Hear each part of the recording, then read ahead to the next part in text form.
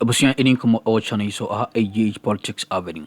Podcast also at Fenemy because make headlines na Jemra na DB Exomo and Edium ne Ahuraxi Muse ende na Idi Kanya.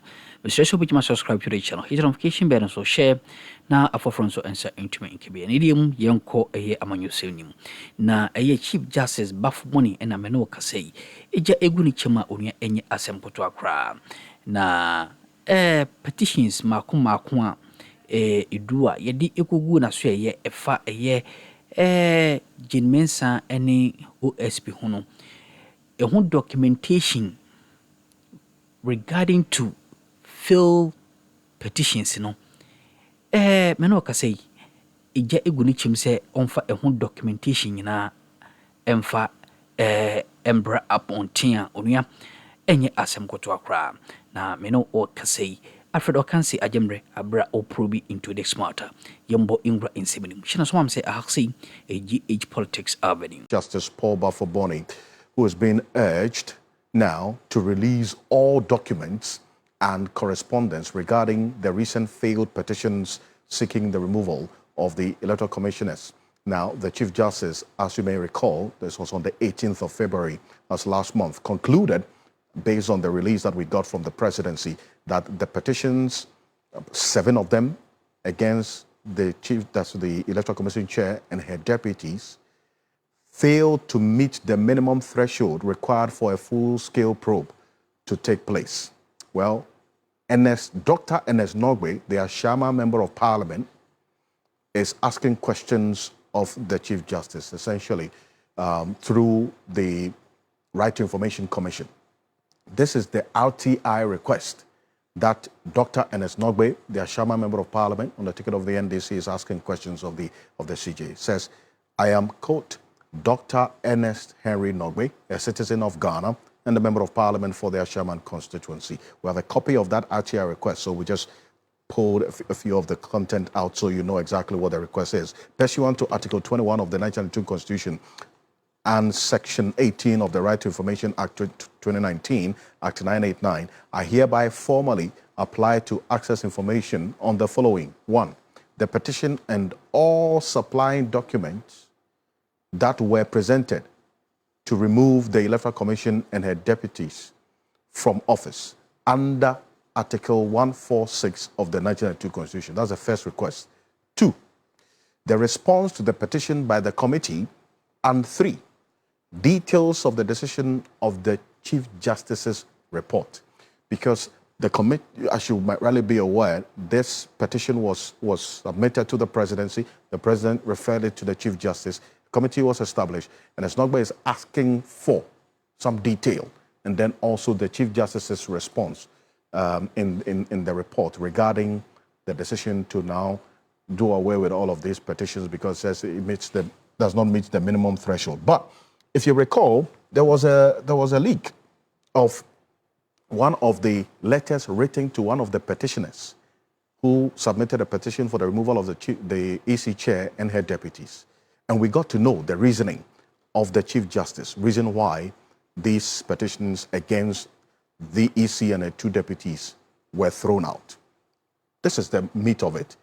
While, according to the Chief Justice, while the allegations against the EC chair and the 2 deputies raise serious constitutional and administrative questions, they do not, on their face, meet the threshold required for a prima facie determination of stated misbehavior or incompetence, warranting that a committee be set up to inquire into the petition. Essentially, the Chief Justice is saying that the petitions does not even meet the minimum threshold for a probe to even be established to look into the further details of the petition. Said the petition largely rests on conclusions of unlawfulness and bad faith without establishing at a preliminary level clear facts demonstrating intentional wrongdoing or a manifest inability to perform constitutional functions. Even if the Commission's actions or inactions are assumed to be erroneous, controversial, or suboptimal, such shortcomings do not automatically translate into stated misbehavior or incompetence within the constitutional sense. Under Article 1463, therefore, there's no basis to activate the constitutional machinery for a full inquiry and the petition failed at the preliminary stage, essentially. This is what the conclusion of the Chief Justice was. And we got this from one of the leaks of a letter that was, in fact, written to one of the petitioners. So it clearly tells you what the reason of the Chief Justice was and then what the NS Nogba is asking for. Maybe we'll bring up some further and better particulars on this matter. So we wait to see how things play out. But this is Ghana Tonight. We're going to go for this quick break. There's more news on 3news.com. Make some time and visit 3news.com. This is Ghana Tonight. We're live on 3FM 92.7, also on TV3 Ghana on Facebook, and on DSTV channel 279 all across the world on 3news.com. As always, proudly brought to you by Flamingo Paint, simply superior. Sasso Insecticide spray and call Kum Tum Tum Preko. Coming up next on Ghana Tonight, we'll start our journey tonight from Parliament because the sitting just ended just some 15 minutes ago. And that's where we're going to start the journey on. Coming up next here on Ghana Tonight, I will tell you the happenings on the floor of Parliament today. And first off, yesterday, if you recall, Alexander Apanyamakin, the minority leader, was referred to the Privileges Committee of Parliament for a statement that he made when the president delivered after the president delivered the State of Nation address.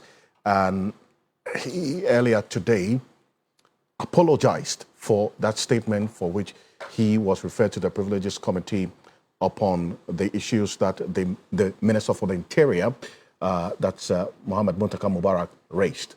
This is Alexander Apanyamakin's apology earlier today. Take a look.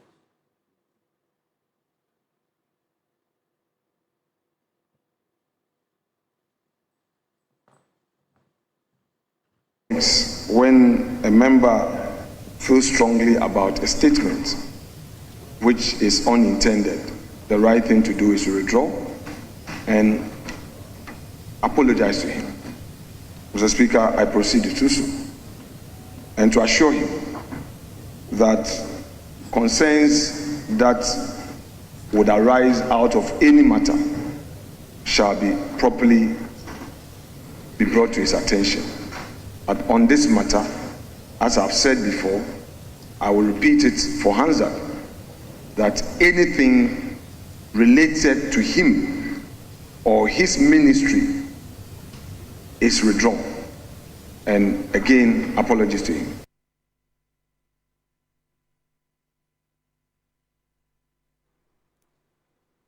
So that's the minority leader, Alexander Apanyamakin, there apologizing for that statement. And Christian Yale is our chief parliamentary affairs correspondent. He's joining me in the studio. Chris, sitting ended not too long ago, correct? Exactly, just about 30 minutes earlier, just before we came on air.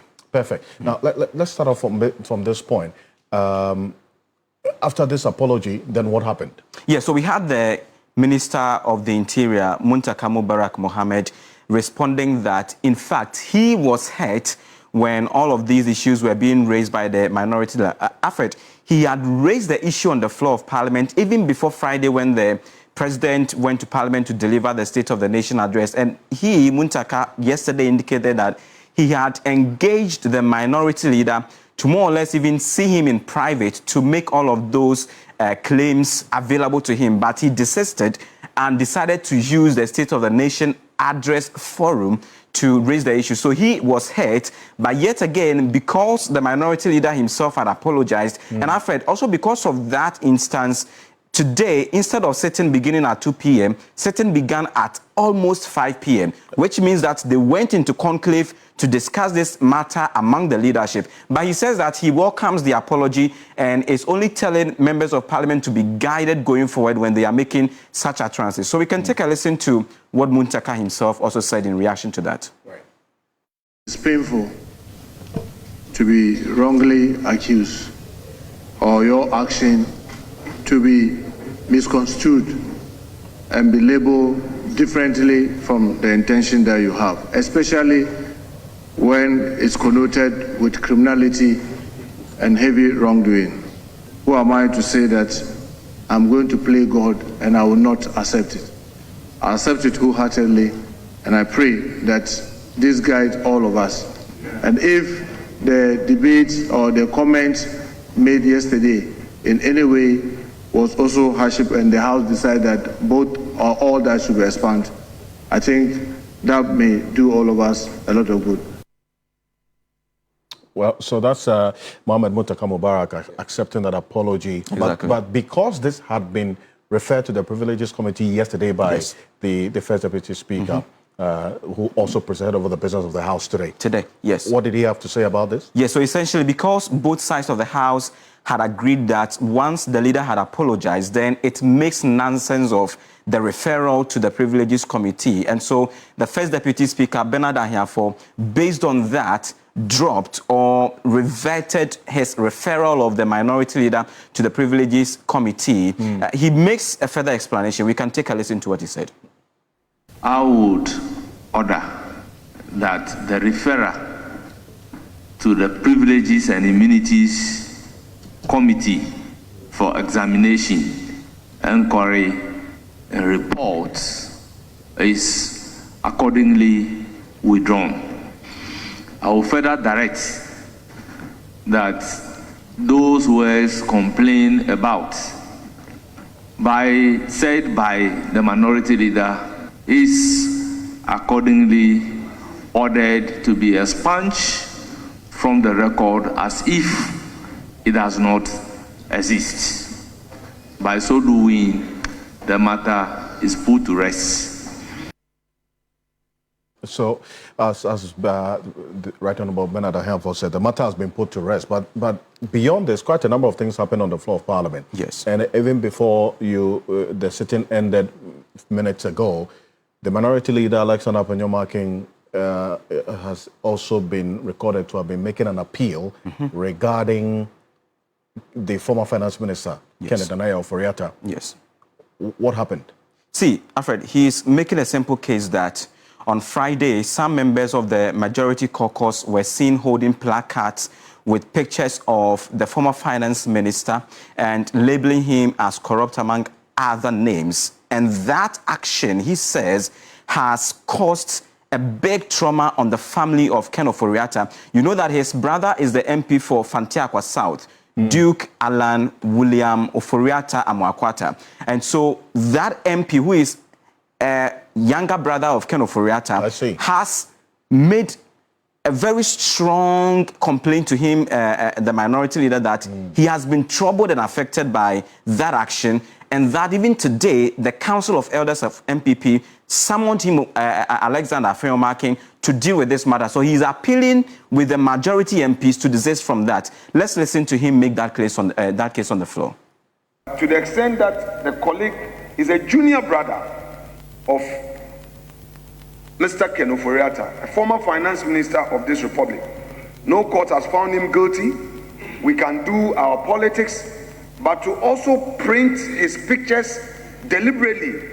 And that day, the whole world's attention was on this chamber.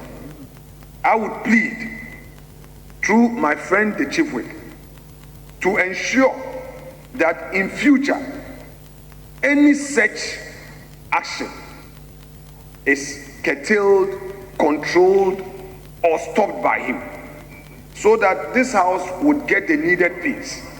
Because, Mr. Speaker, if we don't stop it, a certain precedent will be set. Today, the Council of Elders have summoned me, that marking. What about the caucus? Ken Ofori-Atta, they carried his picture and call him corrupt. What is MPP also doing?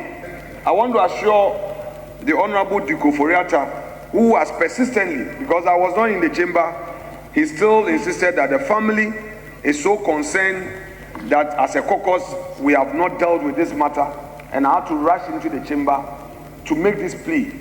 I don't intend to litigate it, but I am pleading with the Chief Whip and the leadership of the majority caucus that enough of Ken Ofori-Atta's name in this chamber and the persecution and the attack on his reputation. He also is a human being, a Ghanaian. He has a wife, he has children, he has extended family, and not the least, he has a brother who is a sitting member with us.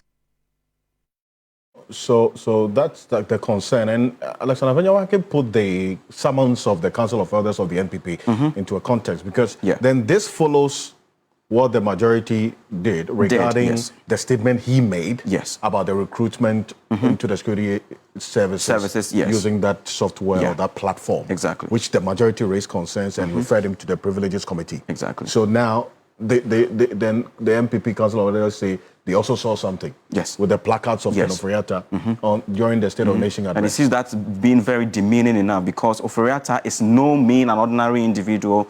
He's someone, an exchequer of the country, has held such a high portfolio.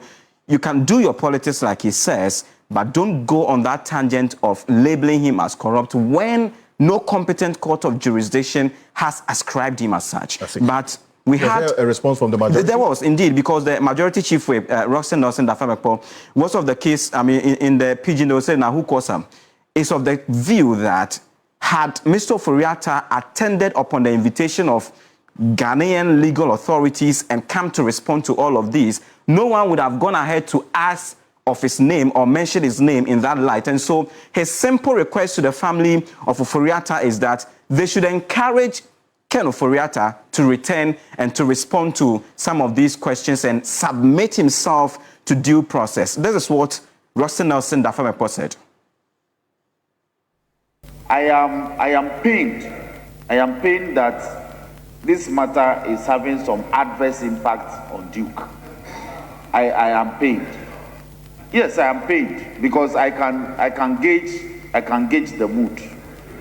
But it's about his elder brother's conduct. Everybody's saying, come and account for us too. I believe that if he were here and going through the processes, nobody will mention his name.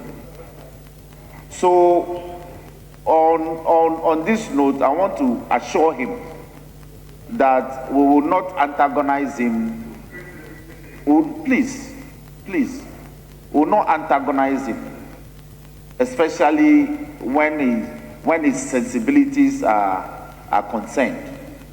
But we want to urge him to urge his big brother to come home. That's Nelson Roxanne Dafemekpo. There is a majority chief whip and the member of parliament for the South Dike constituency. Christian, great stuff. Thank you. Thank you so much. It's a pleasure. Sitting resumes tomorrow? Yes, 10 a.m. And because Friday is a holiday, tomorrow marks the end of this week. And so the debate on the SONA would continue as usual well into next week as well, when the leadership would conclude it. Great. And he's going to be there to bring us everything we need to know. Christian Yale is our Chief Parliamentary Affairs Correspondent. Thank you so much for joining us here on Ghana Tonight. Coming up next, the Civil and Local Government Staff Association, CLOGSAG, is opposing recommendations by the Constitutional Review Committee that the Comptroller and Accountant General's Department be made an independent agency. Now, we're going to tell you why this position by the Civil and Local Government Staff Association, that's CLOGSAG, because this is one of the recommendations captured in the report of the Professor H. Kwesi Prempeh-led Constitutional Review Committee. But CLOGSAG has strongly rejected a key recommendation by the Constitutional Review Committee to make the Comptroller and Accountant General's Department an independent body. According to CLOGSAG, such a move would undermine and weaken the supervisory authority of the Ministry of Finance, which currently oversees the Comptroller and Accountant General's Department. I'm going to take a listen to the leader of CLOGSAG, Dr. Isaac Bampuado, talking. Take a look. What Ghana requires is not an independent Comptroller and Accountant General that could create bureaucratic hurdles for the smooth operation of the Ministry of Finance. Rather, Ghana requires an independent Fiscal Responsibility Council that would ensure accountability of both the Finance Ministry and the Comptroller and Accountant General in public financial management. The power to appoint persons to hold or act in an office in the public service shall vest in the President acting in accordance with the binding nominations of the Governing Council of the service concerned, given in consultation with the Public Service Commission. Well, this is both a legal matter and a labor matter, and this is where we bring in Austin Game. He is a respected labor expert and then also a former member of parliament himself. Mr. Austin Game, good evening. Thank you for joining us here on Ghana Tonight. Good evening, and thank you for having me. Perfect. Now, the CLOGSAG's position on this matter is that in fact, their opposition to the recommendation by the Constitutional Review Commission, they want the Controller and Accountant General Department, which currently operates as an implementing agency of the Ministry of Finance, to remain under the Finance Ministry's administrative control, rather than being converted into an independent constitutional body. Do you side with them on this position they've taken, or otherwise? Once again, thank you so much. And let me say that the recommendation, as you rightly stated in your intro, by the Constitutional Review Committee remains a recommendation. And all of us as citizens and also bodies other than political parties are free to air their views as a concern and also lobby where possible for people to support their views. And that's what all of us. We and some of the course channel no so mami and what so jim or harasene so bariano area dumbi erumiania basamba room na yasuma kwanshongo sokra aha AGH Politics Avenue.